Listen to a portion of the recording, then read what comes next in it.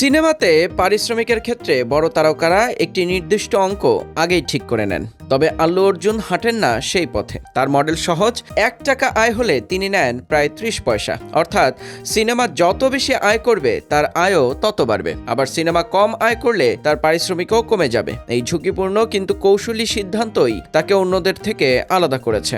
এ মডেলটি বিশেষভাবে আলোচনায় আসে পুষ্পা দ্য রাইজ ও পুষ্পা 2 দ্য রুলের পর। যদি কোনো সিনেমা ১,০০০ কোটি রুপি আয় করে তাহলে আল্লু অর্জুন পাবেন প্রায় ৩০০ কোটি। আবার ৫০০ কোটি আয় হলে এর অংশ দাঁড়াবে প্রায় ১৫০ কোটি রুপি। এই হিসাব অনুযায়ী পুষ্পা 2 বিশ্বজুড়ে বিশাল আয় করায় আল্লুর পারিশ্রমিকও কয়েকশো কোটি রুপিতে পৌঁছেছে বলে ধারণা করা হয়। একইভাবে সিনেমাটির প্রথম কিস্তি থেকেও তিনি বড় অঙ্কের আয় করেছেন। এ পদ্ধতির একটি বড় সুবিধা হলো প্রযোজকদের ওপর চাপ কমে, কারণ শুরুতেই বিশাল পারিশ্রমিক দিতে হয় না। ফলে ছবির বাজেট কমে যায়, ঋণের পরিমাণ কম লাগে এবং দ্রুত লাভের মুখ দেখা সম্ভব হয়, যার ফলে এটি অভিনেতা ও প্রযোজক দুই পক্ষের জন্যই লাভজনক অবস্থার তৈরি করে। বর্তমানে আল্লু এটলিস্ট সিনেমা রাকা নিয়ে ব্যস্ত।